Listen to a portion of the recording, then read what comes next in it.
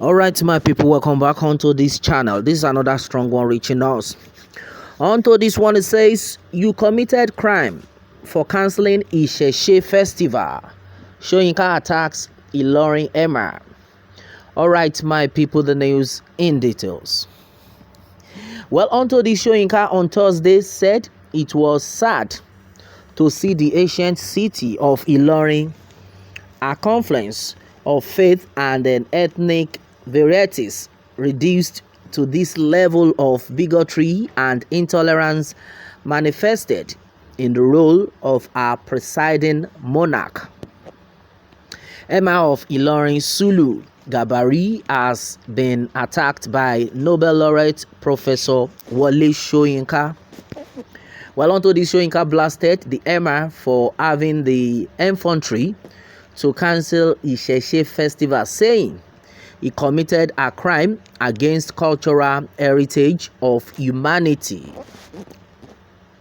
Soyinka, in an open letter to the Emir on Thursday, said it was sad to see the ancient city of Ilorin, a confluence of faith and ethnic varieties, reduced to this level of bigotry and intolerance manifested in the role of our presiding monarch. Well, the truncation of our people's traditional festival is a crime against the cultural heritage of all humanity. Year after year, the Ramadan has been celebrated in this nation as an inclusive gathering of humanity, irrespective of divergence of belief. Not only in my entire span of existence have I encountered pronouncements by followers of any faith that the slaughtering of rams and the streets and the marketplaces is an offense to their concept of Godhead. Vegetarians hold their peace, bullshit, walk as different paths prior to Ramadan. Non-Muslims routinely join in observing the preceding season of fasting as a spiritual exercise worthy of emulation, he said. Meanwhile, Soyinka said he recalled, for instance, how a procession of Corpus Christ was once attacked, some killed by a brood of Muslim fanatics for daring to process along the street of that same Ilorin, lamenting that such abominations had become routine as community is sacrificed to bigotry.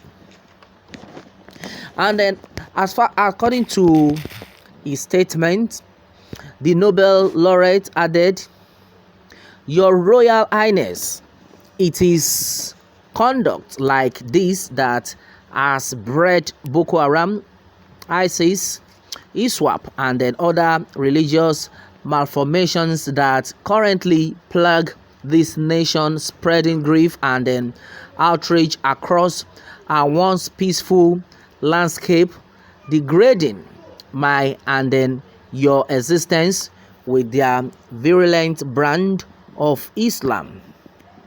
Well, it is conduct like this that has stand before our very eyes. And once ecumenical city like Kaduna into a blood-stained mockery of cohabitation. It is conduct like this that makes it possible for a young student, Deborah, to be lynched in the very presence of armed police, and then mere allegations of having belittled the image of a revered prophet. It is action of this nature, perpetrated in obscure as well as prominent outlets of the nation, that turns a young generation into mindless monsters, ever ready to swarm out and then kill. simply kill for the thrill of it, but under presumption of religious immunity. If it is conduct like this, it is conduct like this that then nerves one extremist to wake up and then to wake up one day in a Scandinavian country, publicly announce his intention and then proceeds to make a bonfire of copies of the Quran. Reprisal follow, equally mindless, trapping humanity in an ever ascending spiral of costly but gleeful violence. He decried that the African continent had endured centuries of disdain and then despoliation at the hands of alien religions, Christianity and Islam at the forefront. Soyinka stated that both religions had been sanctimoniously deployed as justification for unspeakable atrocities for the dehumanization of the black race. According to his way, he states, I quote, "Do I need to teach you your own history, or is it that you prefer to forget? To encounter in this country, in this century, are converts to alien spiritual dogma, appropriating the clock of piety to impede the observation of our antecedents. Spirituality is not just racial treachery, but an assault on civilized conduct as a universal aspiration of humanity, where every discovery, every new encounter usher in new propositions of enlightenment. Humanity builds on the past, preserving alternatives of world views, not destroying that past which in any case is indestructible. Your conduct is an affront to my sense of racial being, and that holds true for millions beyond these national and continental borders, stretching into the Americans and the Caribbean.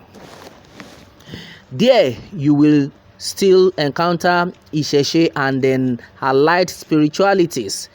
There Isese still assert its oaths on the human spirit. Visit Brazil, go to Colombia, explore Cuba, and be humbled by the tenacity of this spirituality among the descendants of black humanity, he said. Soyinka stressed that even the sturdiest of thrones crumbled, and that long after you and I are gone, generations will continue to endure the effects of present anomalies, pretensions, hypocrisies will continue to harvest the bitter fruit of the seeds of discord, being sown by their forebears.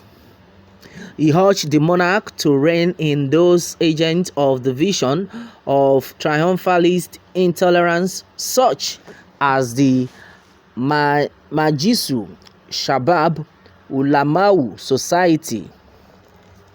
The Nobel laureate stated that there is a thin line between power and pity, urging Gambari to call Yeye Ajashikemi Olokun Omolara to his side, make peace with her, and then make restitution, whichever way he could, for this grievous insult to our race.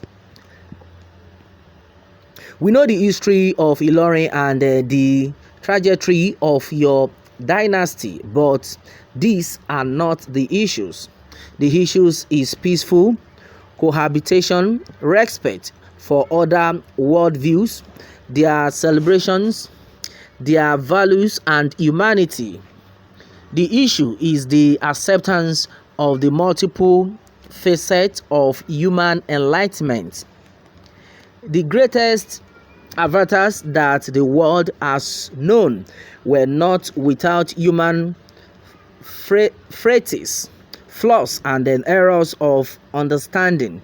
You are not omniscient, and then you are not omnipotent, he said. All right, my people, this is so serious. Well, what can you say onto this? Meanwhile, let me have your own take on this one, my people, and remember to subscribe for more updates if you're just joining us on this channel. All right, thanks and God bless.